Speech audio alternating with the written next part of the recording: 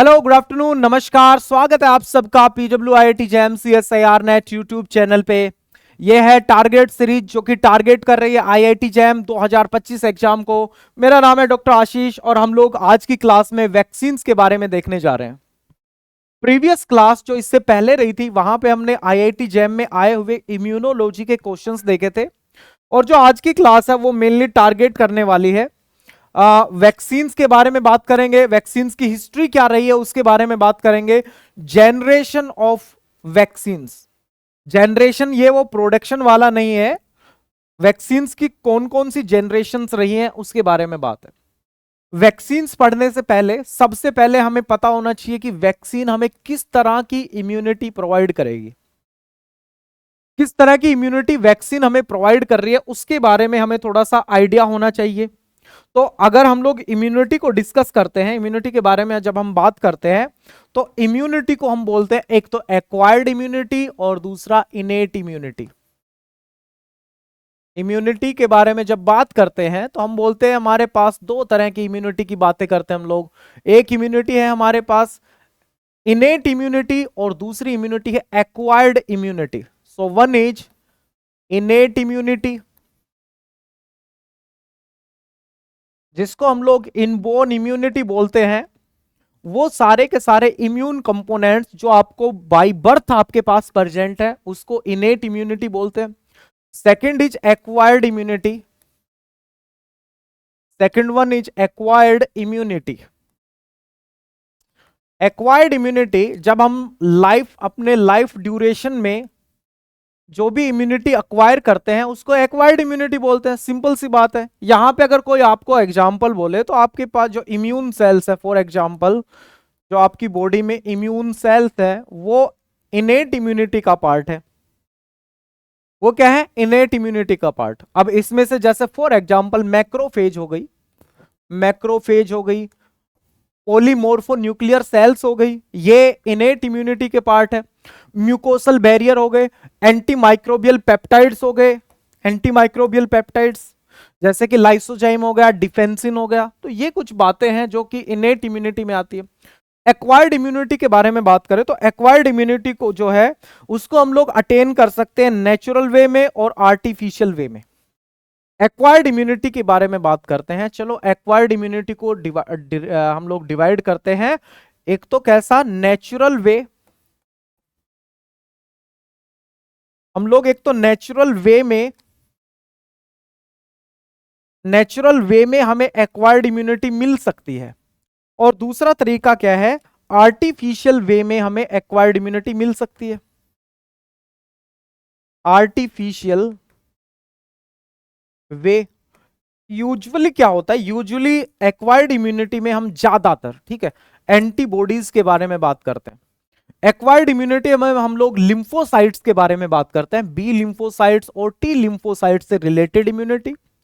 उसमें cell mediated immunity हो गई और ह्यूमोरल इम्यूनिटी जो कि एंटीबॉडी मीडिएटेड इम्यूनिटी हो गई। ये प्रीवियस पार्ट है, पहले के पार्ट है। नेचुरल वे जो है वहां उसको हम लोग डिवाइड कर सकते हैं, एक तो एक्टिव वे और दूसरा पैसिव। एक्टिव फॉर्म में और पैसिव फॉर्म में हमें इम्यूनिटी मिल सकती है। यहां पे हम डिस्कस करेंगे। One is active way, active इसको बोला जाएगा एक्टिव नेचुरल एक्वायर्ड इम्यूनिटी। और दूसरा क्या हो सकता है? दूसरा हो सकता है passive, passive natural acquired immunity. अगर आप एक्टिव एक्वायर्ड इम्यूनिटी के बारे में बात करो, मींस ऐसी इम्यूनिटी जो एक तो नेचुरली आई है और दूसरी एक्टिव वे में आई है। सपोज करो कोई एंटीजन एंटर कर गया आपकी बॉडी में, कोई एंटीजन जो है वो एंटर कर गया है आपकी बॉडी में, और जो बॉडी है वो क्या प्रोड्यूस कर रही है? बॉडी उसके लिए एंटीबॉडी प्रोड्यूस कर रही है, बॉडी प्रोड्यूसिंग एंटीबॉडी। तो अगर एंटीबॉडी बनी है किसी एंटीजन के लिए, वो एंटीजन नेचुरल वे में बॉडी में एंटर किया है और हमारी बॉडी ने उसके अगेंस्ट में एंटीबॉडी बनाई है, that is known as active natural acquired immunity. Passive immunity के बारे में बात करें तो ये जो पैसिव इम्यूनिटी है इसमें क्या हम बात करते हैं? हम बोलेंगे कि एंटीबॉडी जो है हमें इनडायरेक्ट वे में मिलती है। For example antibody, antibody from mother, antibody from mother. हमें एंटीबॉडी मिली कहीं, या तो दूसरी जगह से मिली, ठीक है, कहीं दूसरी जगह से एंटीबॉडी मिली, that is known as passive, passive natural acquired immunity. ये जो एंटीबॉडी मदर से मिली है, ये दो फॉर्म में मिल सकती है। एक तो ब्रेस्ट फीडिंग के टाइम पे मिल सकती है, और दूसरा फीटस में डायरेक्टली प्लासेंटा को क्रॉस करके एंटीबॉडी जा सकती है। दूसरा ये जो तरीका है आर्टिफिशियल वे, आर्टिफिशियल वे में क्या है, एक को तो हम बोल सकते हैं एक्टिव आर्टिफिशियल वे, और दूसरे को क्या बोल सकते हैं, passive artificial way. One is active and another one is passive. Active के बारे में बात करेंगे तो एक्टिव जो वे है, एक्टिव, एक्टिव वे जो है, या फिर मैं बोलूं कि एक्टिव आर्टिफिशियल एक्वायर्ड इम्यूनिटी, इसमें हम किसके बारे में बात करते हैं, एक्टिव वे में बात करते हैं वैक्सीनेशन के बारे में। यहां पे हम लोग वैक्सीनेशन के बारे में बात करते हैं। और पैसिव, पैसिव वे में हम जो बात करते हैं, पैसिव वे, पैसिव वे में जब हम बात करते हैं तो पैसिव वे में मान के चलो कि हमें एंटीबॉडी मिल रही है मेडिसिन की फॉर्म में, एंटीबॉडी मिल रही है मेडिसिन की फॉर्म में मिल रही है, या फिर सीरम की फॉर्म में मिल रही है, या तो प्लाज्मा थेरेपी जिसको बोलते हैं, या सीरम से एंटीबॉडी किसी दूसरे इंडिविजुअल में इंट्रोड्यूस करवाई गई है। इसका एक एग्जांपल है एंटीबॉडी जो है स्नेक बाइट के केस में, जो एंटीबॉडी यूज की जाती है, स्नेक बाइट के केस में जो एंटीबॉडी यूज की जाती है, वो हमें कैसी इम्यूनिटी प्रोवाइड करती है, वो हमें इम्यूनिटी प्रोवाइड करती है passive, passive artificial acquired immunity, passive artificial acquired immunity. तो इम्यूनिटी दो तरह की हो सकती है, एक तो इनेट इम्यूनिटी, दूसरी एक्वायर्ड इम्यूनिटी। अब ये नेचुरल वे में, मतलब हमारी बॉडी में नेचुरली ये इम्यूनिटी है, नेचुरली हमारी बॉडी में ये एंटीबॉडी आई। एक तो अगर एंटीजन डायरेक्ट बॉडी में एंटर किया है और हमारी बॉडी ने उसके अगेंस्ट में एंटीबॉडी बनाई है, वो है एक्टिव नेचुरल एक्वायर्ड इम्यूनिटी। या अगर हमें एंटीबॉडी मिली है, मदर से मिली है, उसको हम लोग बोलेंगे पैसिव, उसको क्या बोलेंगे, passive natural acquired immunity. Passive immunity का एक और भी केस है जिसको हम लोग बोलते हैं पैसिव आर्टिफिशियल। ये किसी दूसरे की बॉडी में बनी है, किसी दूसरे इंडिविजुअल की बॉडी में बनी है, और हमें मेडिसिन की फॉर्म में मिली है, हमें मेडिसिन की फॉर्म में। जैसे कि स्नेक बाइट के केस में ये एंटीबॉडी जो है वो इंट्रोड्यूस करवाई जाती है। यहां से जरा देखो, यहां से जरा देखो, थोड़ा सा डिफरेंस है उसमें।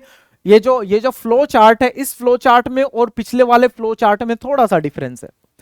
डिफरेंस क्या है, डिफरेंस क्या है, देखो एक्वायर्ड इम्यूनिटी है हमारे पास, एक्वायर्ड इम्यूनिटी। एक्वायर्ड इम्यूनिटी को हम लोग डिवाइड कर सकते हैं, हमें इम्यूनिटी एक्वायर्ड एक्टिवली, एक तो एक्टिव फॉर्म में हमें मिल सकती है एक्वायर्ड इम्यूनिटी, दूसरा पैसिव फॉर्म में मिल सकती है। One is active way, another is passive way. Active way में मतलब बॉडी खुद डेवलप कर रही है, एक्टिव वे का मतलब है बॉडी खुद डेवलप कर रही है, और इसमें आते हैं एक तो इन्फेक्शन से इम्यूनिटी मिली, दूसरा वैक्सीनेशन से इम्यूनिटी मिली। एक तो इन्फेक्शन से और दूसरा वैक्सीनेशन से। तो ये नेचुरल वे जो है वो क्या है, इन्फेक्शन, और आर्टिफिशियल वे क्या है, वो वैक्सीनेशन है। यहां पे पैसिव इम्यूनिटी देखो, देखो पैसिव इम्यूनिटी में एक तो आर्टिफिशियल पैसिव इम्यूनिटी है, दूसरा नेचुरल पैसिव इम्यूनिटी है। नेचुरल पैसिव इम्यूनिटी में हमें एंटीबॉडी मिलती है, फॉर एग्जांपल मदर से एंटीबॉडी मिली through breast feeding, this is natural passive acquired immunity. और ये आर्टिफिशियल, अगर एंटीबॉडी हमें रिसीव हुई है in the form of medicine, in the form of medicine हमें एंटीबॉडी रिसीव हुई है, उसको बोलेंगे आर्टिफिशियल पैसिव एक्वायर्ड इम्यूनिटी। थोड़ा सा डिफरेंस है इन दोनों डायग्राम्स में, बिल्कुल लाइट सा स्लाइट सा डिफरेंस है। अब अगर हम लोग बात करें आगे की केस में, बात करते हैं वैक्सीन के बारे में, बात कर रहे हैं ना, वैक्सीनेशन के बारे में बात कर रहे हैं हम, वैक्सीन के बारे में बात कर रहे हैं, वैक्सीन। तो वैक्सीन आधा पार्ट हम लोग यहां से ले रहे हैं, इसका मतलब हम इसको कंटिन्यूएशन में कर रहे हैं, लेकिन पीछे वाले पेज पे कर रहे हैं, पीछे वाले पेज पे कंटिन्यूएशन में कर रहे हैं वैक्सीन को। तो प्रीवियस पेज की तरफ आएंगे। वैक्सीनेशन में हम लोग क्या करते हैं, हम लोग या तो लाइव ऑर्गेनिजम्स का यूज करते हैं, या तो लाइव ऑर्गेनिजम्स को बॉडी में इंट्रोड्यूस करवा दिया जाता है, या फिर डेड ऑर्गेनिजम्स को इंट्रोड्यूस किया जाता है, या तो डेड ऑर्गेनिजम्स को या फिर लाइव ऑर्गेनिजम्स को इंट्रोड्यूस करवाया जाता है। ये जो लाइव ऑर्गेनिजम्स हैं ये कैसे होते हैं, एटेन्यूएटेड। एटेन्यूएटेड मींस इनका एक तो नंबर कम रहेगा। एटेन्यूएटेड का मतलब यह है कि इनके पास एबिलिटी नहीं है कि ये डिजीज कॉज कर सके। एक तो कम नंबर रखा जाता है ड्यूरिंग वैक्सीनेशन, ठीक है, और दूसरा इनको क्या किया जाता है, एटीन्यूएशन कर दिया जाता है, इनका एटीन्यूएशन कर दिया जाता है। हाई एटीन्यूएशन मींस ये डिजीज कॉज नहीं कर पाएंगे, दैट इज एटीन्यूएशन। वैक्सीन होती क्या है, what is a vaccine? Vaccine कोई भी बायोलॉजिकल प्रिपरेशन हो सकता है। वैक्सीन कोई भी biological preparation, vaccine is any biological preparation.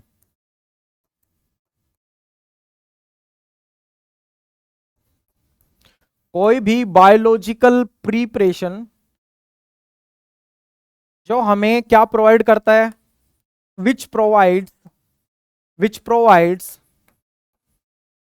acquired immunity, which provides acquired immunity against any pathogen, against a pathogen, against a pathogen। तो कोई बायोलॉजिकल प्रिपरेशन है और वो बायोलॉजिकल प्रिपरेशन किसी इंडिविजुअल को एक्वायर्ड इम्यूनिटी प्रोवाइड कर रहा है, किसी पर्टिकुलर एंटीजन के अगेंस्ट में वो एक्वायर्ड इम्यूनिटी प्रोवाइड कर रहा है, कोई भी बायोलॉजिकल प्रिपरेशन, उसको हम लोग क्या बोलेंगे, वैक्सीन बोलेंगे।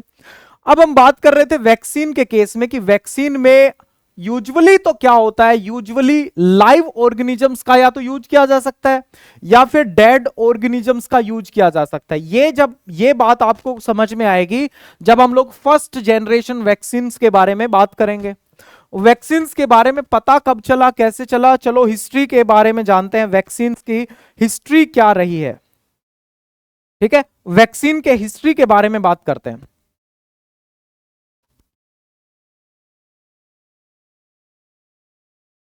यहां पे बात करते हैं वैक्सीन के हिस्ट्री के बारे में। लाइव और डेड वाला जो पॉइंट है उसको हम लोग डिस्कस करेंगे हिस्ट्री के बाद में। देखो ये 1791 के आसपास की बात है जब एडवर्ड जेनर जो थे, एडवर्ड जेनर ने क्या किया, एडवर्ड जेनर ने काउपॉक्स से पस लिया। ठीक है, काउपॉक्स एक पर्टिकुलर कंडीशन थी, एक डिजीज थी काउपॉक्स, और काउपॉक्स से क्या किया इन्होंने, काउपॉक्स से इन्होंने पस लिया और इस पस को इंट्रोड्यूस करवा दिया, किसमें इंट्रोड्यूस करवा दिया, इनको इंट्रोड्यूस करवा दिया हेल्दी इंडिविजुअल्स में, इंट्रोड्यूस्ड इनटू हेल्दी इंडिविजुअल। अब ये जो पस प्रोवाइड किया था, इसने क्या प्रोवाइड किया, इसने प्रोवाइड किया प्रोटेक्शन। इसने क्या प्रोवाइड किया, प्रोटेक्शन। किसके against, against small pox, against small pox. Introduce क्या करवाया, इंट्रोड्यूस काउपॉक्स से पस लिया, उस पस को इंट्रोड्यूस करवाया ह्यूमंस में, इंट्रोड्यूस करवाया, और ह्यूमंस में इंट्रोड्यूस करवाने के बाद उन्होंने क्या ऑब्जर्व किया, उन्होंने ऑब्जर्व किया कि भाई जो मैंने ये काउपस प्रोवाइड किया है, इनको जो काउपस प्रोवाइड किया है वो प्रोटेक्शन प्रोवाइड कर रहा है, किससे, स्मॉल पॉक्स से।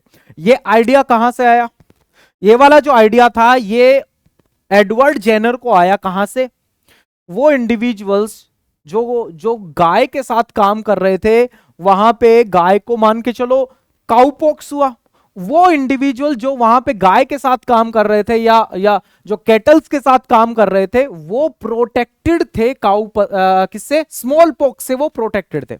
उनको आइडिया आया कि कहीं ना कहीं ये इंडिविजुअल जो इन कैटल्स के साथ काम कर रहा है ये एक्सपोज हो गया होगा काउपॉक्स से, ये काउपॉक्स से एक्सपोज हो गया होगा ये इंडिविजुअल। इनको आइडिया आया, इन्होंने काउपॉक्स से पस लिया और उसको इंट्रोड्यूस करवा दिया ह्यूमंस में। और जब ह्यूमंस में इंट्रोड्यूस करवाया तो उन जिसमें इंट्रोड्यूस करवाया जिस इंडिविजुअल में, उस इंडिविजुअल को प्रोटेक्शन मिला स्मॉल पॉक्स से, क्योंकि ये जो बैक्टीरिया थे जिसकी वजह से काउपॉक्स और स्मॉल पॉक्स होता है, देवर सिमिलर बैक्टीरिया। ऐसा भी कंसिडर किया जाता है, ऐसा भी कंसिडर किया जाता है कि एडवर्ड जेनर से पहले एशियंस ने वैक्सीनेशन जो है वो स्टार्ट कर दिया था। एशिया में क्या हुआ था, जो एशिया था, एशियन पीपल्स क्या कर रहे थे, एशिया में सबसे पहले पता चला वैक्सीनेशन के बारे में। जो ये स्मॉल पॉक्स है, स्मॉल पॉक्स का केस के ही बारे में ही बात कर रहे हैं। देखो एडवर्ड जेनर ने तो काउ पॉक्स से पस यूज किया, लेकिन एशियंस क्या यूज कर रहे थे। सपोज करो ये वुंड है, ये हमारे पास कोई भी वुंड है और ये किससे रिलेटेड है, स्मॉल पॉक्स से। स्मॉल पॉक्स का ये वुंड है किसी ऑर्गेनिज्म का, किसी इंडिविजुअल का, ऑर्गेनिज्म नहीं, किसी इंडिविजुअल का जो वाउंड जिसमें स्मॉल पॉक्स था, वहां से उन्होंने कंटेंट लिया और इस वाउंड से क्रस्ट लेके इन्होंने इंट्रोड्यूस करवा दिया दूसरे ऑर्गेनिजम्स में,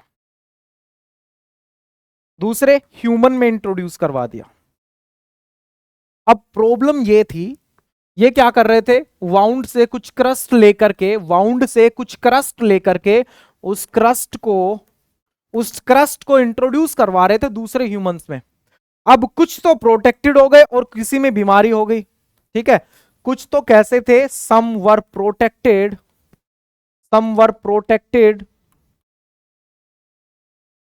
and some were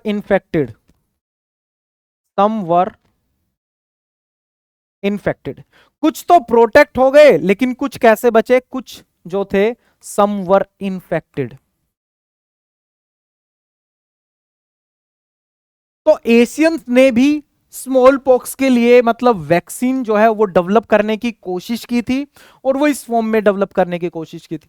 Edward Jenner ने क्या किया, एडवर्ड जेनर ने काउ पॉक्स से पस लिया, इंट्रोड्यूस करवा दिया। ये एक छोटा सा लड़का था, ये जो ह्यूमन जिसके बारे में मैं बात कर रहा हूं ना, ये छोटा सा लड़का था। और इसको क्या मिला, इसको प्रोटेक्शन मिला अगेंस्ट द स्मॉल पॉक्स। दूसरा केस, उसके बाद लुइस पास्चर ने एंथ्रेक्स की वैक्सीनेशन के बारे में कुछ बताया और लुइस पास्चर ने 1885 में वैक्सीन डेवलप की, किसके लिए, रेबीज के लिए।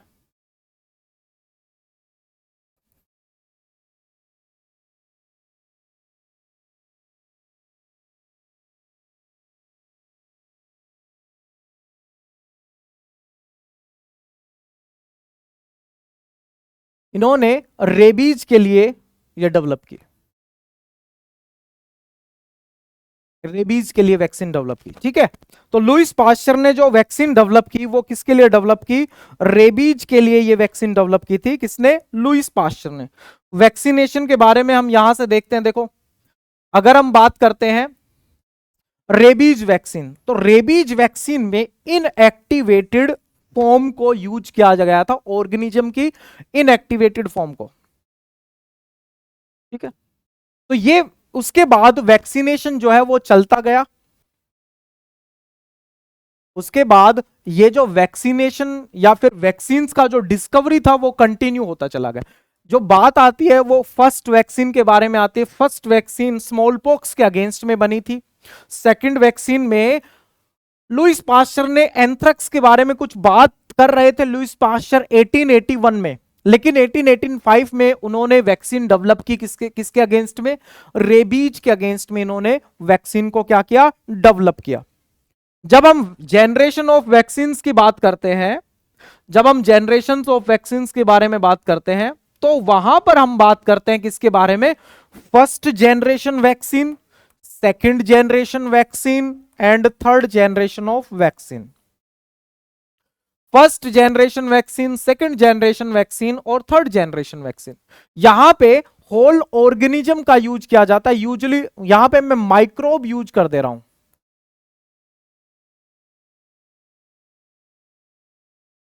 होल माइक्रोब का यूज किया जाता है फर्स्ट जनरेशन वैक्सीन में। और ये माइक्रोब या तो इनएक्टिवेटेड फॉर्म में हो सकता है या लाइव एटेन्यूएटेड फॉर्म में हो सकता है, या तो लाइव एटेन्यूएटेड फॉर्म में हो सकता है या फिर ये, या कैसा हो सकता है, इनएक्टिवेटेड वैक्सीन, मतलब डेड ऑर्गेनिज्म का यूज किया गया या फिर लाइव ऑर्गेनिज्म का यूज किया गया। हम लोग बात कर रहे थे कहां पे, हम बात कर रहे थे यहां पे कि लाइव एटीन्यूएटेड का यूज किया बैक्टीरिया का या फिर डेड बैक्टीरिया का यूज किया in the form of vaccine, in the form of vaccine. Live organisms को क्या किया, ये ऑर्गेनिजम्स जो है they are unable to cause the disease.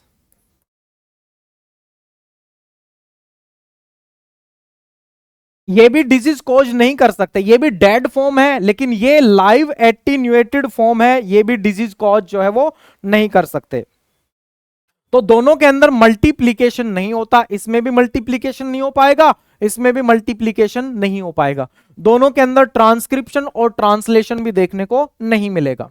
अब एक वैक्सीन के बारे में बात करते हैं और उस वैक्सीन की दो फॉर्म्स के बारे में बात करते हैं, जिसमें हम लोग बात करते हैं पोलियो वैक्सीन के बारे में। एक हमारे पास आती है ओरल पोलियो वैक्सीन और दूसरी वैक्सीन आती है इनएक्टिवेटेड पोलियो वैक्सीन, आईपीवी, ठीक है, आईपीवी। और दूसरा ओरल पोलियो वैक्सीन और दूसरा inactivated polio vaccine.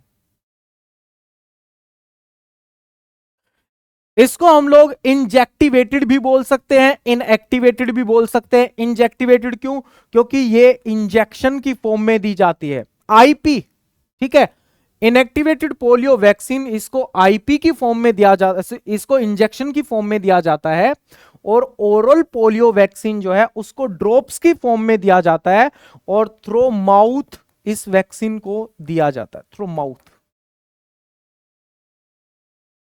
Oral polio vaccine में क्या है, ओरल पोलियो वैक्सीन में लाइव ऑर्गेनिजम्स या लाइव पोलियो वायरस होता है, वीकन वायरस होता है, which cannot cause the disease.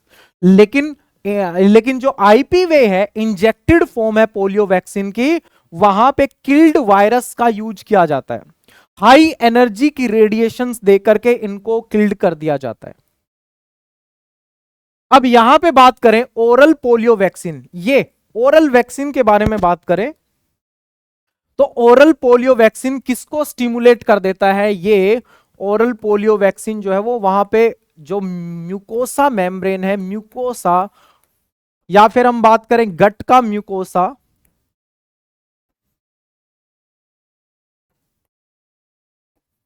Mucosa या गट म्यूकोसा, वहां पर ये जाकर के एक्टिवेट कर देता है टी सेल्स को एंड बी सेल्स को, ये एक्टिवेट करेगा T and B cells, T और बी सेल्स को ये जाकर के क्या करेगा, एक्टिवेट करेगा ओरल पोलियो वैक्सीन। ये यूजुअली म्यूकोसल इम्यूनिटी प्रोवाइड करता है, म्यूकोसा में जाके हमें इम्यूनिटी प्रोवाइड करेगा, और ये सिक्रीटरी आईजीए का प्रोडक्शन करवाएगा, सिक्रीटरी आईजीए का प्रोडक्शन।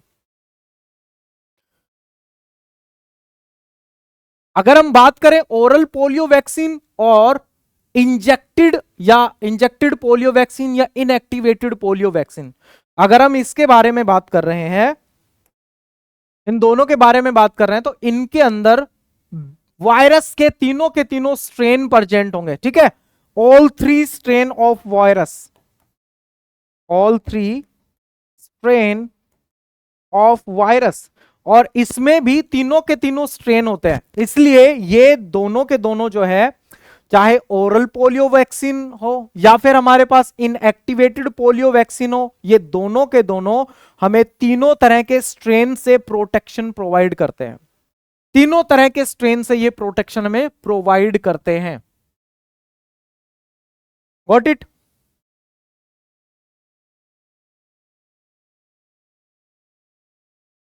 कितने टाइम या कितनी डोज की जरूरत है, यहां पे डोज की जरूरत है 3 डोज, ठीक है, 3 डोज आर रिक्वायर्ड। यहां पे भी 3 डोज जो है दे आर रिक्वायर्ड। यहां पे भी 3 डोज जो हैं they are required, 3 dose are required. यहां पे भी 3 डोज रिक्वायर्ड है। तो ओरल पोलियो वैक्सीन या इनएक्टिवेटेड पोलियो वैक्सीन, जिसको आईपीवी बोलते हैं, इसको इंजेक्ट की फॉर्म में, इंजेक्शन की फॉर्म में दिया जाता है, ये ओरली ड्रॉप की फॉर्म में दिया जाता है। अब तीन तीन बार या 3 डोज क्यों जरूरी है? For better protection, better protection के लिए हमें चाहिए 3 dose. We need 3 dose for better protection, 3 dose for better protection. क्योंकि हमारे पास क्या है, हमारे पास है 3 स्ट्रेन्स, 3 स्ट्रेन्स है, 3 अलग अलग स्ट्रेन्स है पोलियो वायरस के। और अगर मान के चलो हम एक बार इसको प्रोवाइड करते हैं, एक बार सिंगल टाइम प्रोवाइड करते हैं, तो मे बी एक स्ट्रेन के लिए हमारी बॉडी रेस्पोंड करे, मे बी एक स्ट्रेन के अगेंस्ट में हमारी बॉडी एंटीबॉडी डेवलप करे या मेमोरी डेवलप करे। सेकंड टाइम जब देंगे तो हो सकता है कि सेकंड स्ट्रेन के अगेंस्ट में एंटीबॉडी डेवलप करे या मेमोरी डेवलप करे। और थर्ड टाइम में अगर हम लोग देंगे तो थर्ड जो स्ट्रेन है, थर्ड स्ट्रेन है, क्या पता उसके अगेंस्ट में एंटीबॉडी और मेमोरी सेल्स की फॉर्मेशन करे। क्योंकि पोलियो वैक्सीन, चाहे आप ये वाली ओरल पोलियो वैक्सीन देखो, चाहे इनएक्टिवेटेड पोलियो वैक्सीन जो कि इंजेक्शन की फॉर्म में दी जाती है, चाहे वो देखो, दोनों में ही तीनों स्ट्रेन प्रेजेंट है। 3 डोजेज फॉर बेटर प्रोटेक्शन, क्योंकि यहां पर 3 स्ट्रेन्स जो है वो प्रेजेंट है, 3 strains are present in both polio vaccines. दोनों पोलियो वैक्सीन्स में 3 स्ट्रेन्स अवेलेबल है, 3 स्ट्रेन्स प्रेजेंट है। इतनी बात क्लियर है? और अगर और ज्यादा बेटर प्रोटेक्शन चाहिए, 3 डोज जरूरी है, both IPv and oral polio vaccine जो है प्रोवाइड बेटर प्रोटेक्शन।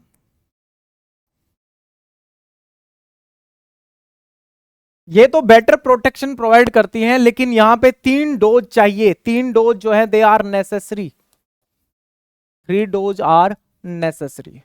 इन दोनों वैक्सीन की 3 डोज नेसेसरी है।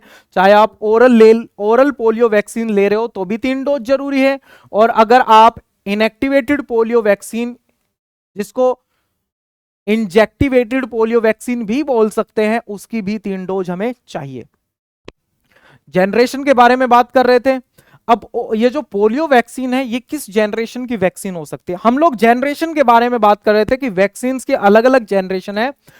इसमें सबसे पहले हमने स्मॉल पॉक्स के बारे में बात की थी, स्मॉल पॉक्स के बारे में बात की थी।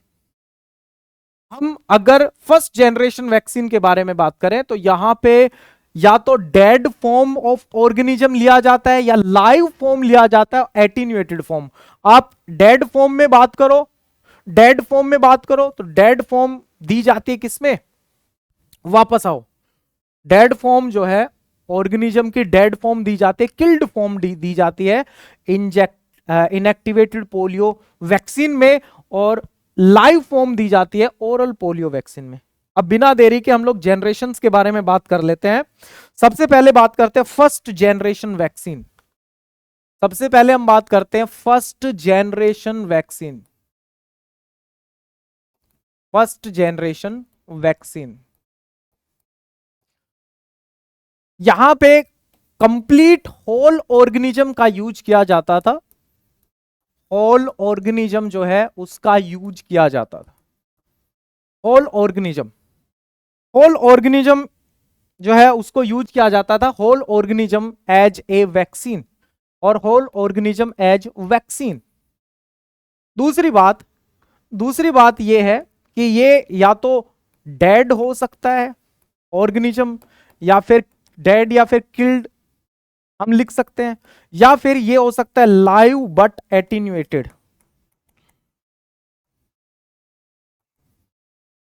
Live but attenuated, inability to cause the disease. अगर आप डेड फॉर्म के बारे में बात करो अगर आप डेड फॉर्म के बारे में बात करो तो डेड फॉर्म में अगर हम ऑर्गेनिज्म का डेड फॉर्म दे रहे हैं, उसके एग्जाम्पल क्या है? उसका एग्जाम्पल है इनएक्टिवेटेड पोलियो वैक्सीन। और अगर आप लाइव एटीन्यूएटेड दे रहे हो, उसका एग्जाम्पल क्या है? उसके एग्जाम्पल में हो गए हमारे पास ओरल पोलियो वैक्सीन। ठीक है, एक तो ये हो गया ओरल पोलियो वैक्सीन। दूसरा क्या हो गया? दूसरा बीसीजी हो गया, बीसीजी बैसिलस कालमेट ग्यूरिन। ये किसके लिए वैक्सीन है? ये ट्यूबरकुलोसिस के लिए, टीबी के लिए ये है वैक्सीन। और measles mumps rubella, MMR vaccine जिसको कहा जाता है, MMR, MMR, measles mumps and rubella. ये इन तीन ऑर्गेनिजम्स या तीन तीन जो हमारे पास डिजीज है, तीन पैथोजेंस है, उनके अगेंस्ट में ये वैक्सीन है। MMR vaccine, bacillus Calmette Guerin vaccine, measles mumps और रूबेला वैक्सीन। ये कुछ एग्जाम्पल हो गए भाई, ये कुछ एग्जाम्पल हो गए।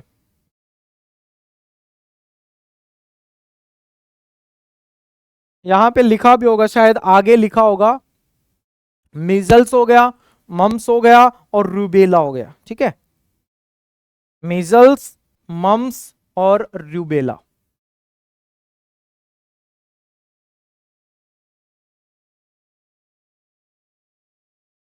फर्स्ट जनरेशन की जो वैक्सीन है उसमें होल ऑर्गेनिज्म का यूज किया जाता था as a vaccine. Whole organism का यूज या तो डेड फॉर्म में या फिर लाइव एटेन्यूएटेड फॉर्म में ऑर्गेनिज्म का यूज किया जा रहा है।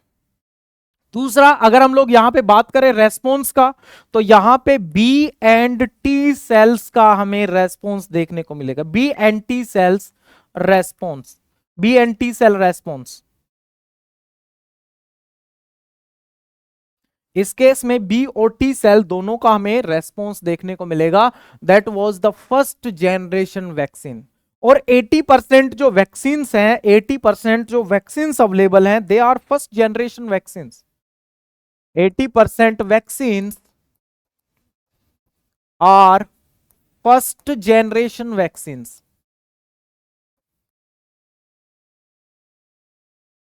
80% वैक्सीन जो है वो फर्स्ट जनरेशन वैक्सीन है। इतनी बात ठीक है। तो हमने देखा फर्स्ट जनरेशन वैक्सीन के बारे में। आओ जरा सेकंड जनरेशन वैक्सीन के बारे में बात कर लो। सेकंड जनरेशन वैक्सीन में क्या क्या होता है? या तो प्रोटीन का यूज किया जाता है एज वैक्सीन, कोई माइक्रो ऑर्गेनिज्म है, कोई पैथोजन है, उसकी प्रोटीन का यूज किया जाए, या फिर सब यूनिट वैक्सीन का यूज किया जाए, या फिर वायरल वेक्टर वैक्सीन। ठीक है, वायरल वेक्टर वैक्सीन, इसमें हम लोग डिस्कस करेंगे। सेकंड जनरेशन वैक्सीन के बारे में हम लोग बात कर रहे हैं। थर्ड जनरेशन वैक्सीन को हम लोग डीएनए वैक्सीन भी बोलते हैं। ठीक है, थर्ड जनरेशन वैक्सीन को हम लोग डीएनए वैक्सीन भी बोलते हैं। मैं यहां पे बात करूंगा सेकंड जनरेशन वैक्सीन के बारे में। ये जो पार्ट है ये फर्स्ट जनरेशन वैक्सीन का नहीं है, सॉरी सेकंड जनरेशन का नहीं है। इसमें फर्स्ट सेकंड जनरेशन की चीजें देखने को मिलेंगे। Second generation vaccine.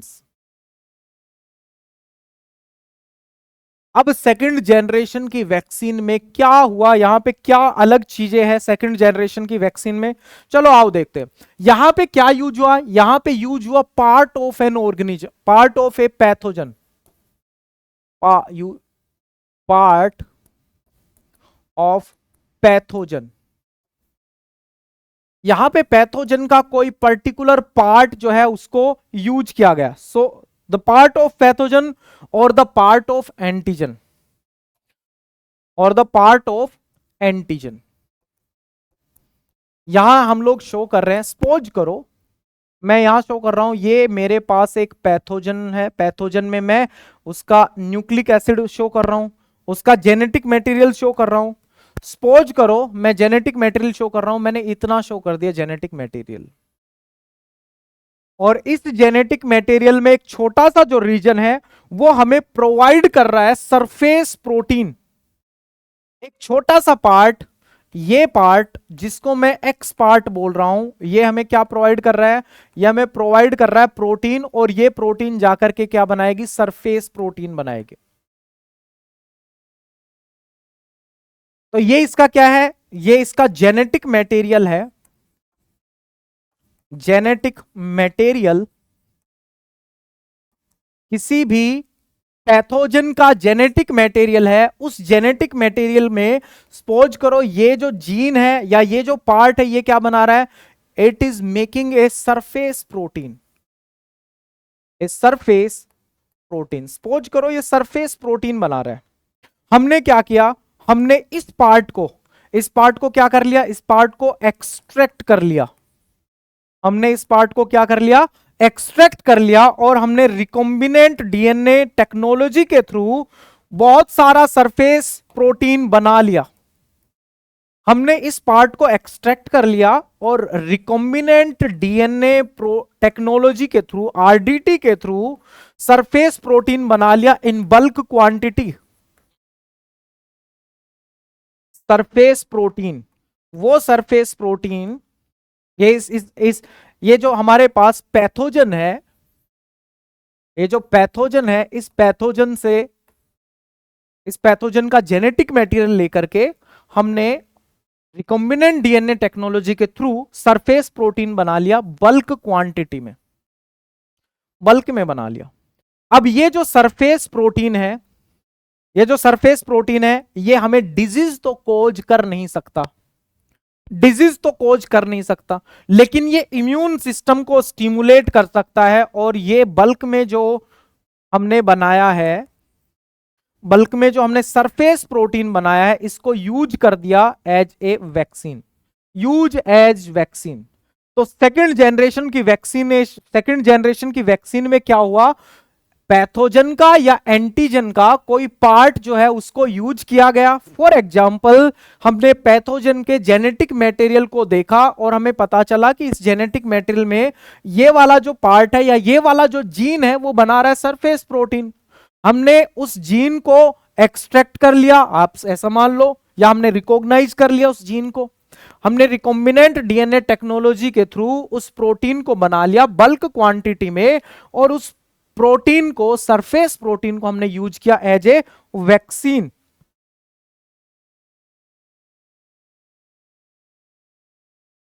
इसमें एग्जांपल आता है हमारे पास हिपेटाइटिस सरफेस वैक्सीन। इसका एग्जांपल आता है हिपेटाइटिस सरफेस वैक्सीन। किसके अगेंस्ट में, ये देखो, ये जो है, ये मेरे पास, मैं एग्जांपल शो कर रहा हूं सेकंड जनरेशन वैक्सीन का, recombinant surface antigen, hepatitis B surface antigen. Example में क्या आ गया, सेकंड जनरेशन वैक्सीन ही कंटिन्यूएशन में चल रहा है, सेकंड जेन वैक्सीन। इसका एग्जांपल क्या है, इसका एग्जांपल है hepatitis B surface antigen, hepatitis B surface antigen. This is example of second generation vaccine.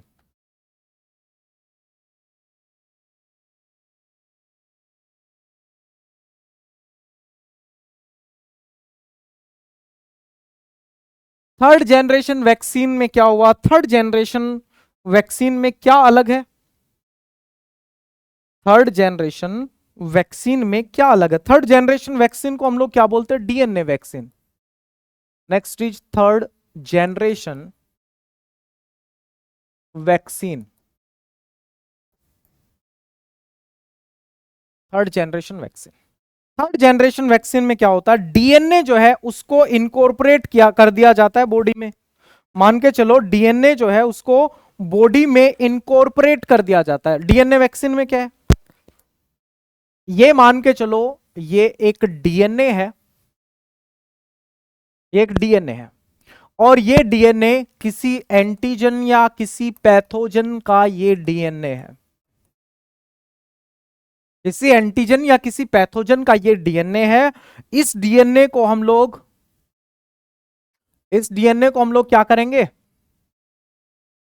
RDT के थ्रू, रिकॉम्बिनेंट डीएनए टेक्नोलॉजी के थ्रू, ये जो डीएनए है इनको हम, इसको हम इनकॉर्पोरेट करवा देंगे, कहां पे, होस्ट सेल में इनकॉर्पोरेट करवा देंगे।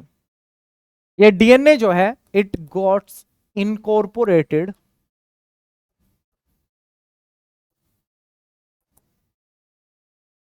Into host cell.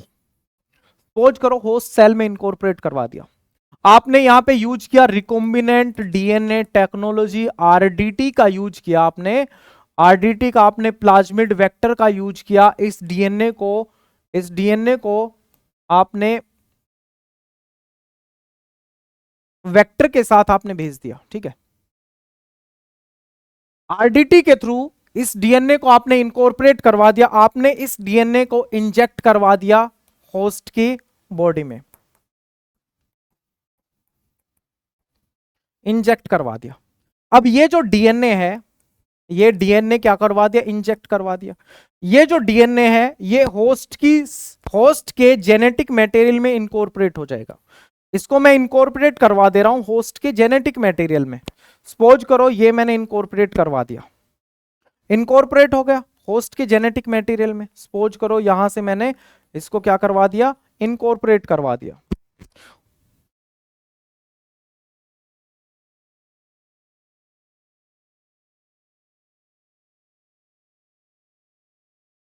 ये डीएनए और ये किसका डीएनए है, ये होस्ट का डीएनए है, ये है होस्ट का डीएनए। अब होस्ट का जो डीएनए है, इस पर्टिकुलर डीएनए से रिलेटेड जो भी प्रोटीन है उस प्रोटीन का एक्सप्रेशन देगा थ्रू आउट द ईयर, उस प्रोटीन का एक्सप्रेशन देगा through out the year.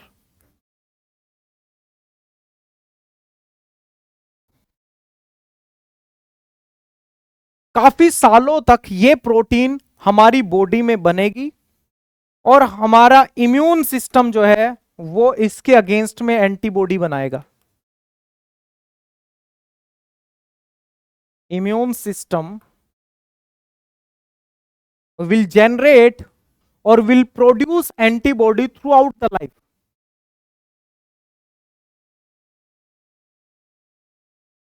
Antibody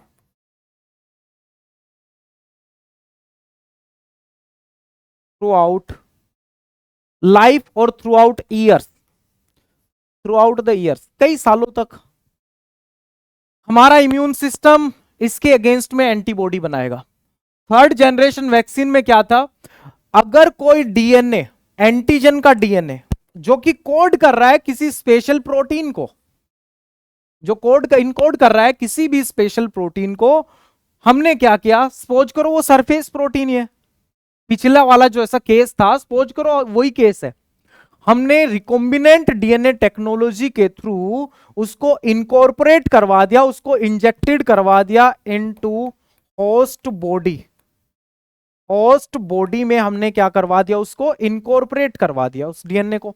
ये डीएनए जाएगा होस्ट के डीएनए में जाकर के वो इनकॉर्पोरेट हो जाएगा। अब होस्ट का जो डीएनए है, होस्ट का जो जीनोम है, वो इस प्रोटीन का एक्सप्रेशन देगा। ये डीएनए जो है खुद को एक्सप्रेस करेगा या ये जेनेटिक मटेरियल खुद को एक्सप्रेस करेगा, एक्सप्रेस करेगा तो वो प्रोटीन बनाएगा। किसकी प्रोटीन बनाएगा, इस पैथोजन की प्रोटीन बनाएगा। बॉडी को लगेगा कि ये पैथोजन बॉडी के अंदर है या इस पैथोजन का पार्ट बॉडी में है। अब हमारी बॉडी या इम्यून सिस्टम जो है इसके अगेंस्ट में क्या बना देगा, इसके अगेंस्ट में एंटीबॉडी की फॉर्मेशन जो है वो करने लगेगा। अब ये थर्ड जनरेशन वैक्सीनेशन जो है, इसमें एग्जाम्पल के बारे में बात करते हैं। जैपनीज इंसिफिलाइटिस,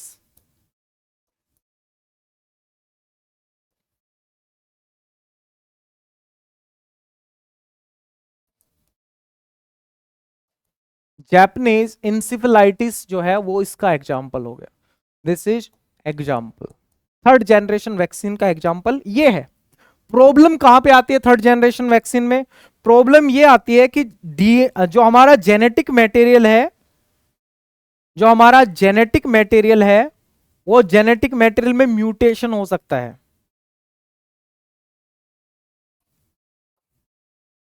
प्रॉब्लम ये है डीएनए वैक्सीन जो है can leads to damage in host DNA, can mutate host DNA, या आप जीनोम वर्ड भी यूज कर सकते हो। और it can cause malignancy, can cause malignancy, malignancy भी कोज कर सकता है। तो अभी हमने 3 जनरेशन की वैक्सीन देखी। फर्स्ट जनरेशन की वैक्सीन जिसमें कंप्लीट ऑर्गेनिज्म को यूज किया जाता था एज ए वैक्सीन, जिसमें 2 तरह से होल ऑर्गेनिज्म को यूज किया जा सकता है, या तो डेड ऑर्गेनिज्म, किल्ड ऑर्गेनिज्म, या फिर लाइव एटीन्यूएटेड ऑर्गेनिज्म को यूज किया जाता है। तो हमने डेड के भी एग्जांपल देख लिए, इनएक्टिवेटेड पोलियो वैक्सीन और दूसरा ओरल पोलियो वैक्सीन। लाइव के एग्जांपल आ गए बीसीजी, बैसिलस कॉलमेट ग्यूरिन, किसके लिए वैक्सीन है? बैसिलस कॉलमेट ग्यूरिन जो है वो टीबी के लिए वैक्सीन है। बीसीजी जो है वो वैक्सीन किसके लिए है? वो टीबी के लिए वैक्सीन है, BCG for TB. Measles mumps rubella, measles mumps rubella, MMR, ये हो गया measles mumps and rubella. Measles mumps rubella 3 generation की वैक्सीन हमने देख ली। सेकेंड जनरेशन की वैक्सीन का example hepatitis B surface antigen, उसका यूज किया जाता है। So these are the generations of vaccines, these are the generations of vaccines. यहीं पे ही हम लोग बात करते हैं सब यूनिट वैक्सीन्स के बारे में, है ना। जैसे कि फॉर एग्जांपल टॉक्सोइड वैक्सीन, मैं यहां पे बात कर रहा हूं सब यूनिट वैक्सीन्स के बारे में बात कर रहा हूं। हमने 3 जनरेशन देख ली और सब यूनिट वैक्सीन्स में हम लोग बात कर रहे थे यहां पे सब यूनिट वैक्सीन्स। तो सब यूनिट वैक्सीन्स में मैं टॉक्सोइड वैक्सीन्स के बारे में बात कर सकता हूं। सेकंड जनरेशन की वैक्सीन के अंडर में ही ये पार्ट आता है, दैट इज यहां पे सब यूनिट वैक्सीन्स। यहां पे मैं डिस्कस कर रहा हूं सब यूनिट वैक्सीन्स, और इसमें मैं बात कर रहा हूं toxoid vaccine, toxoid vaccine. Toxoid vaccine का मतलब क्या होता है? टॉक्सोइड वैक्सीन में टॉक्सोइड को यूज किया जाता है as vaccine, toxoid as vaccine. अब ये टॉक्सोइड क्या होता है? सपोज करो हमारे पास है क्लोस्ट्रीडियम टेटिनी, हमारे पास है क्लोस्ट्रीडियम टेटिने, ठीक है, ये है हमारे पास क्लोस्ट्रीडियम टेटिने। देखो जरा कहीं पे है क्या क्लोस्ट्रीडियम टेटिने, कहीं पे है क्या? हाँ, टेटनस।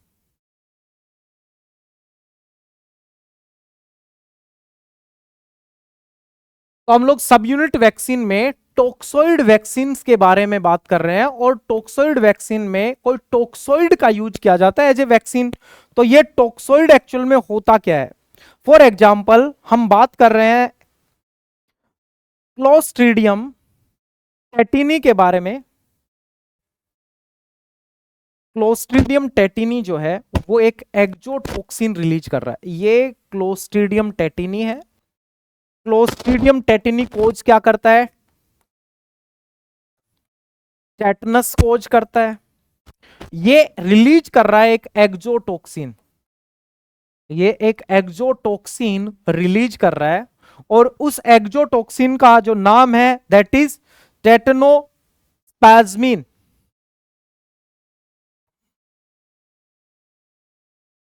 टेटेनोस्पोज्मिन, ये है एक एक्जोटोक्सिन। मतलब ये एक टॉक्सिन रिलीज कर रहा है जिसको हम लोग एक्सोटॉक्सिन बोल रहे हैं, और क्लोस्ट्रीडियम टेटिनी के केस में उसका नाम क्या है? टेटेनोस्पोज्मिन। टेटेनोस्पोज्मिन, सपोज करो इस एक्सोटॉक्सिन को हमने इनएक्टिव फॉर्म में कन्वर्ट कर दिया। ये जो एक्सोटॉक्सिन था इसको केमिकल ट्रीटमेंट्स के थ्रू हमने क्या कर दिया? इनएक्टिव फॉर्म में कन्वर्ट कर दिया। कोई एक्सोटॉक्सिन इसको हमने कन्वर्ट कर दिया किसमें? यहां पे हमने केमिकल ट्रीटमेंट्स प्रोवाइड किए, और इसकी डिजीज कॉजिंग कैपेबिलिटी है, इसकी डिजीज कॉजिंग कैपेबिलिटी वो क्या हो गई, वो हो गई लॉस्ट। डिजीज कॉजिंग कैपेसिटी जो है वो क्या हो गई, लॉस्ट हो गई। वो क्या हो गई, लॉस्ट हो गई। तो अब मैं इसको क्या बोलूंगा, अब मैं इसको बोलूंगा,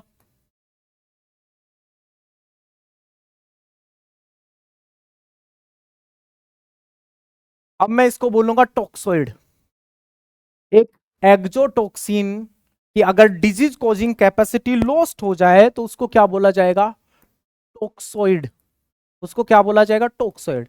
chemical treatment for example formaldehyde के साथ, फॉर्मेल्डिहाइड के साथ उसका अगर ट्रीटमेंट करवा दिया जाए तो वो उसकी डिजीज कॉजिंग कैपेसिटी जो है वो लॉस्ट हो जाएगी, और ये कन्वर्ट हो जाएगा किसके अंदर, टॉक्सोइड के अंदर ये कन्वर्ट हो जाएगा।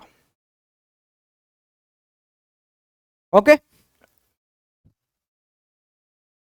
सो an exotoxin cannot cause disease called toxoid. उसी को ही टॉक्सोइड बोलते हैं, और उसी टॉक्सोइड को यूज किया जाता है एज ए वैक्सीन। अब ये डिजीज तो कोज कर नहीं पाएगा, इट यूज्ड एज वैक्सीन। अब ये डिजीज तो कॉज कर नहीं पाएगा, लेकिन ये इम्यून सिस्टम को स्टिमुलेट कर देगा कि इम्यून सिस्टम इसके अगेंस्ट में एंटीबॉडी बना सके या इम्यून सिस्टम एक्टिवेट हो सके, इम्यून सिस्टम एक्टिवेट हो सके। ऐसा ही केस देखने को मिलता है क्लोस्ट्रीडियम बोटुलिनम के केस में। क्लोस्ट्रीडियम बोटुलिनम के केस में भी ऐसा ही देखने को मिल सकता है, ऐसा ही देखने को मिलता है।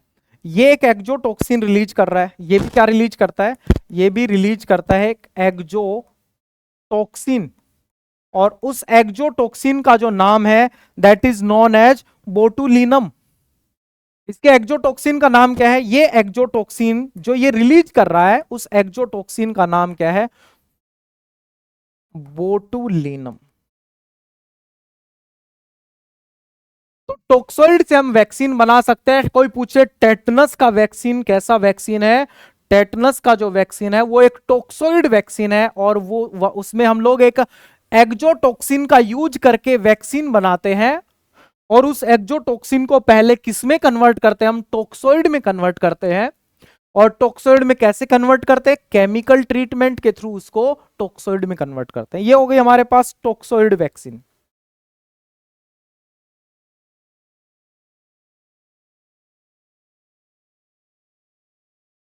ठीक है, that is known as toxoid vaccine.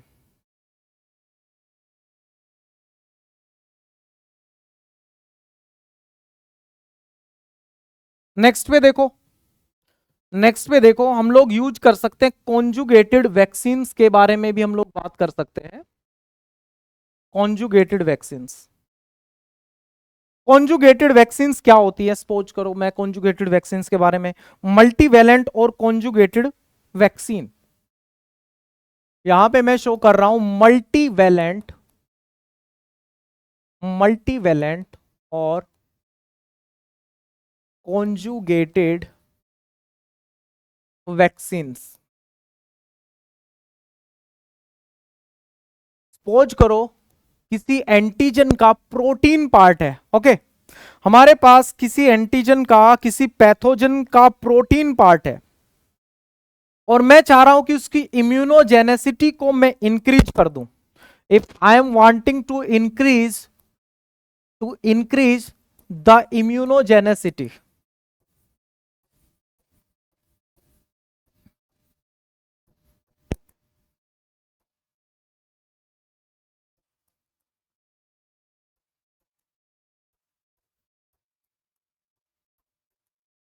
किसी पैथोजन की प्रोटीन की अगर हम लोगों को इम्यूनोजेनेसिटी इंक्रीज करनी है तो हम लोग क्या करेंगे, सपोज करो ये वो प्रोटीन है, ये वो पैथोजेनिक प्रोटीन है, this one is pathogenic protein, और ये पैथोजेनिक प्रोटीन के साथ मैं लेबोरेटरी में इसके साथ कॉन्जुगेट कर दूंगा क्या, एक कार्बोहाइड्रेट, एक कार्बोहाइड्रेट जो है वो मैं इस पे ऐड कर दूंगा। मैं इसको बोलूंगा कि ये कैसी प्रोटीन बन गई, ये कॉन्जुगेटेड प्रोटीन बन गई विद मोर एंटीजेनिसिटी, इसकी सॉरी इम्यूनोजेनिसिटी इसकी ज्यादा रहेगी, ये इम्यून सिस्टम को अब ज्यादा एक्टिवेट करेगा, मोर स्ट्रांगली जो है वो इम्यून सिस्टम को एक्टिवेट करेगा।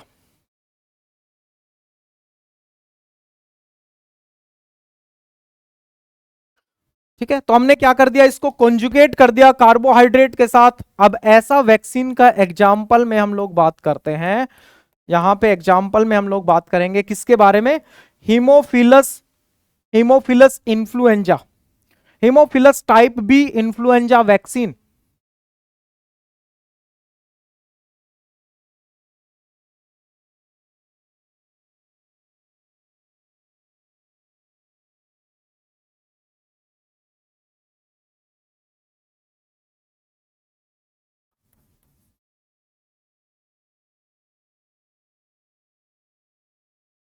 Haemophilus B influenza vaccine, this is the example of multivalent और conjugated, conjugated vaccine.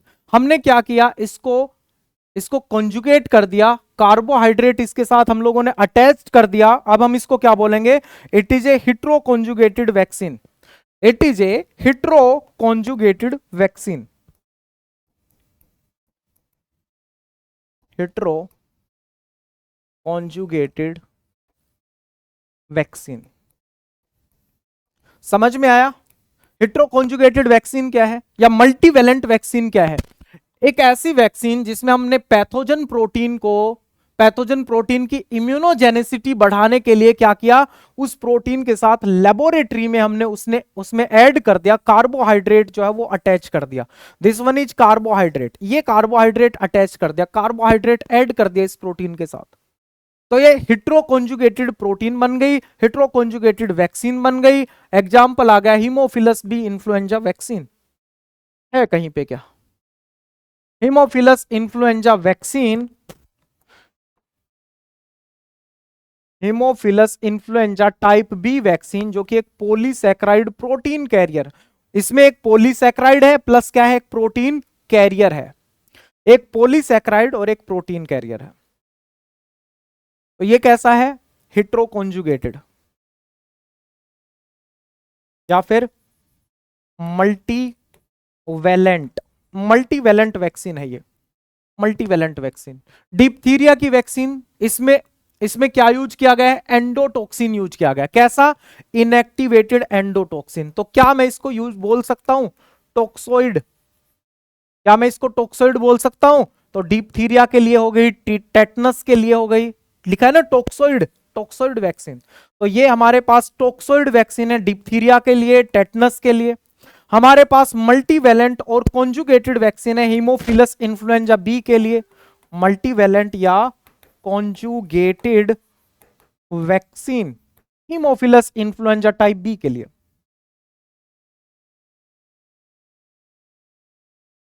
Polysaccharide vaccine, अगर मान के चलो ये जो दोनों एग्जाम्पल दिख रहे हैं ना आपको, ये दोनों के दोनों जो आपको एग्जाम्पल दिख रहे हैं ये वाले, ये एग्जाम्पल है पॉलीसैकेराइड वैक्सीन्स के, क्या ये दोनों एग्जाम्पल किसके हैं, पॉलीसैकेराइड वैक्सीन। अगर मान के चलो आपसे कोई पूछे कि पॉलीसैकेराइड वैक्सीन क्या होती है, what is a polysaccharide vaccine, यहां हम लोग शो कर रहे हैं पॉलीसैकेराइड वैक्सीन।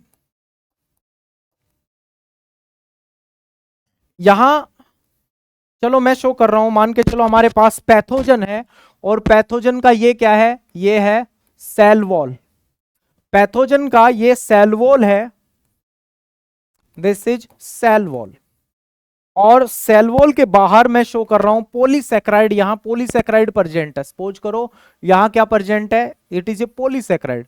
तो अगर पॉलीसैकेराइड का यूज करके हम लोग वैक्सीन बनाए तो पॉलीसैकेराइड का यूज करके हम लोग वैक्सीन बनाए तो that is polysaccharide vaccine, that is known as polysaccharide vaccine. वो हो गया हमारे पास पॉलीसैकेराइड वैक्सीन। तो हम लोग क्या कर रहे हैं, पॉलीसैकेराइड का यूज कर रहे हैं और वैक्सीन पॉलीसैकेराइड का जो कोट है उसको यूज कर रहे हैं और इसके अगेंस्ट में वैक्सीन डेवलप कर रहे हैं। इसका एग्जाम्पल क्या है, इसका एग्जाम्पल है स्ट्रेप्टोकोकस निमोनिया। स्ट्रेप्टोकोकस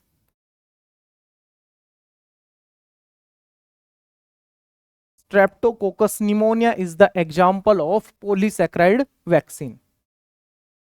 ये भी एग्जाम्पल है, देखो यहां पे भी मैंने लिखा है, यहां मैं एक बार और भी लिख दे रहा हूं यहां पे। ये है हमारे पास दोनों के दोनों पॉलीसैकेराइड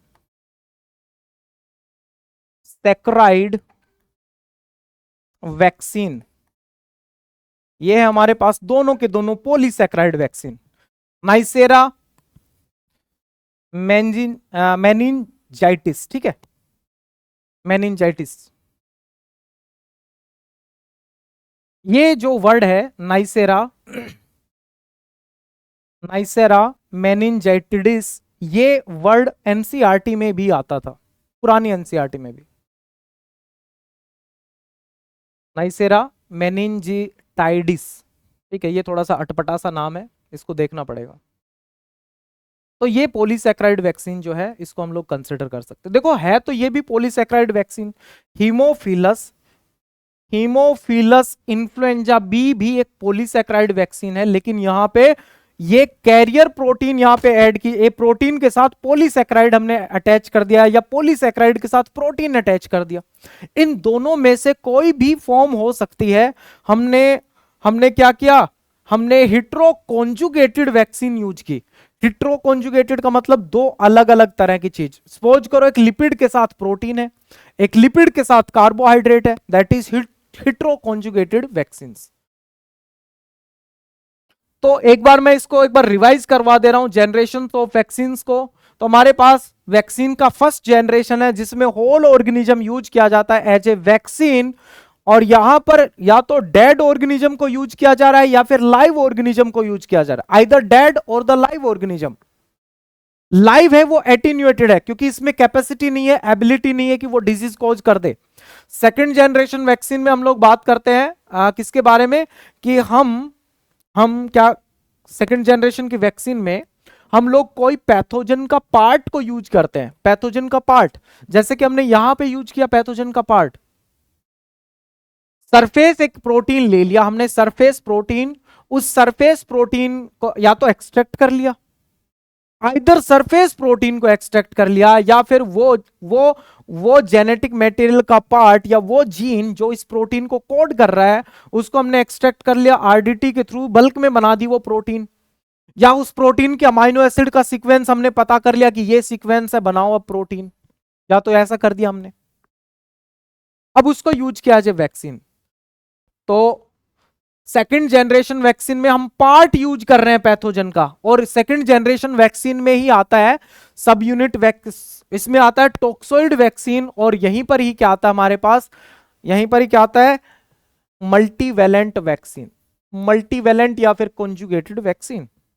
और तीसरा क्या है हमारे पास, नेक्स्ट है हमारे पास थर्ड जनरेशन वैक्सीन, जिसमें हम लोग क्या यूज करते हैं, जिसमें हम लोग यूज करते हैं किसको, डीएनए को यूज करते हैं एज ए वैक्सीन। तो this is all about vaccine और types of vaccine, generation of vaccine. ये था भाई हमारे पास वैक्सीन के बारे में। अब यहां पे देखो कुछ बातें देखो, यहां पे कुछ कंपैरिजन दिया हुआ है, कंपैरिजन बिटवीन एटेन्यूएटेड, एटेन्यूएटेड में लाइव ऑर्गेनिज्म है, इनएक्टिवेटेड में किल्ड ऑर्गेनिज्म है, और डीएनए वैक्सीन, इनके बारे में यहां पे बताया गया है। Attenuated vaccine means live organism ये लेस स्टेबल होते हैं, और जो डेड ऑर्गेनिज्म है ये ज्यादा स्टेबल होते हैं, और जो डीएनए वैक्सीन है वो हाईली स्टेबल होती है। डीएनए वैक्सीन में सिंगल इंजेक्शन सफिशिएंट होता है। इनएक्टिवेटेड वैक्सीन में या किल्ड वैक्सीन में या जहां पे डेड ऑर्गेनिज्म का यूज किया जाता है वहां पे मल्टीपल बूस्टर डोज चाहिए। और एटीन्यूएटेड में जनरली लिखा है generally require only a single dose, लेकिन बूस्टर डोज भी चाहिए होती है कुछ केसेस में। कौन सी इम्यूनिटी देखने को मिलती है, कौन सी इम्यूनिटी का इन्वॉल्वमेंट होता है। अगर बात कर रहे हैं एटीन्यूएटेड वैक्सीन, मतलब ये लाइव ऑर्गेनिज्म इसमें यूज किया जा रहा है, इसमें डेड ऑर्गेनिज्म यूज किया जा रहा है। जहां पे लाइव ऑर्गेनिज्म यूज किया जाता है वहां पे ह्यूमोरल और सेल मेडिएटेड दोनों देखने को मिलती है। जहां पे डेड ऑर्गेनिज्म देखने यूज किया जाता है वहां मेनली ह्यूमोरल, और डीएनए वैक्सीन में ह्यूमोरल और सेल मेडिएटेड दोनों ही तरह की इम्यूनिटी देखने को मिलती है। अगर ये लाइव ऑर्गेनिज्म हमने यूज किया, एटीन्यूएटेड था, इसमें वायरुलेंसी डेवलप हो सकती है, वायरुलेंट फॉर्म में ये कन्वर्ट हो सकता है। वायरुलेंट का मतलब ये डिजीज कोज कर सकता है। डेड जो ऑर्गेनिज्म है वो यूज किए हैं वो वायरुलेंट फॉर्म में चेंज नहीं हो सकते, और वैसे ही डीएनए वैक्सीन भी वायरुलेंट नहीं हो सकती है। डीएनए वैक्सीन भी वायरुलेंट नहीं हो सकती है। तो देखो वायरुलेंट हम लोग बात कर रहे हैं ना इनएक्टिवेटेड वैक्सीन, या फिर जिसको डेड कर दिया गया है उसको डेड कैसे किया जाता है। हम लोग क्या करते हैं, हम लोग या तो केमिकल्स के थ्रू ऑर्गेनिज्म को डेड कर देते हैं, या हम लोग गामा रेज का यूज करके उसको इनएक्टिव बना दे रहे हैं, मींस डेड बना दे रहे हैं।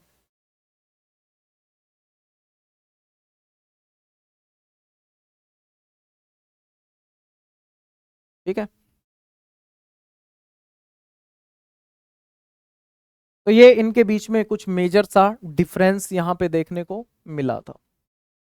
तो वैक्सीनेशन के बारे में हो गया। आपको वैक्सीनेशन से पहले आपको पता होना चाहिए वैक्सीन जो है हमें किस तरह की इम्यूनिटी प्रोवाइड करती है, वो यहां से पता होना चाहिए। वैक्सीन हमें प्रोवाइड करती है एक्टिव आर्टिफिशियल एक्वायर्ड इम्यूनिटी, क्योंकि एक्वायर तो बॉडी में ही होती है तो एक्वायर्ड इम्यूनिटी है, तो एक्वायर्ड इम्यूनिटी, और एक्वायर्ड में भी आर्टिफिशियल है। ये आर्टिफिशियल है, नेचुरली बॉडी में नहीं गई, आर्टिफिशियल है। और आर्टिफिशियल में भी कौन सा मेथड है, एक्टिव। आर्टिफिशियल का पैसिव मेथड क्या है, अगर प्लाज्मा थेरेपी हो गई, सीरम थेरेपी हो गई, या जो स्नेक्स बाइटिंग का केस होता है वहां पे एंटीबॉडी दी जाती है, जिसको हम लोग एंटी वेनम बोलते हैं, दैट काइंड ऑफ थेरेपी। बाकी तो ये सारे हो गए हैं। This was all about vaccination और ओरल पोलियो वैक्सीन और इनएक्टिवेटेड पोलियो वैक्सीन जो कि इंजेक्टेड फॉर्म में दी जाती है। 3 डोज चाहिए होती है, ठीक है। 3 डोज जरूरी है, 3 डोज जो है वो क्या है, नेसेसरी है। और बेटर प्रोटेक्शन के लिए हमें दोनों तरह की पोलियो वैक्सीन चाहिए। ये कॉस्टली है, ये क्या है, ये है कॉस्टली, और ये चीप है। एक्सपेंसिव कौन है, injective form of polio vaccine जो है वो क्या है भाई, वो कॉस्टली है। यहां पे कहीं पे WHO ने लिखा भी होगा कि वो कॉस्टली है, दूसरे फिगर में लिखा था WHO ने कि भाई ये कॉस्टली है, ये महंगे है, इसलिए सारे के सारे ओरल पोलियो वैक्सीन का यूज करो। तो आई होप कि आपको ये समझ में आ गए होंगे, first generation, second generation, third generation polio vaccine. Toxoid vaccine कौन सी होती है, जिसमें टॉक्सिन को एक्सोटॉक्सिन को हार्मलेस बना दिया जाता है केमिकल ट्रीटमेंट के थ्रू, और तब उसका यूज किया जाता है एज वैक्सीन।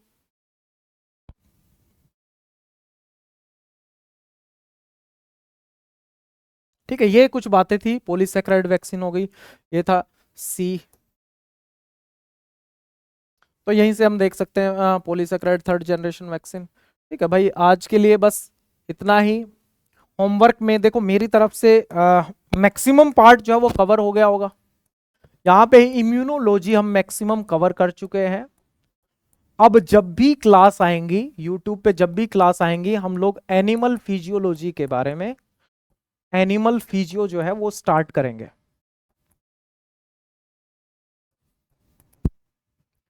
तो अब बहुत सारे बच्चों की जो डिमांड है वो कंप्लीट हो गई है, वैक्सीन बोले वैक्सीन करवा देना, वैक्सीन, तो वैक्सीन कंप्लीट हो चुका है भाई, आप लोग वैक्सीन के बारे में जान चुके हो, ठीक है।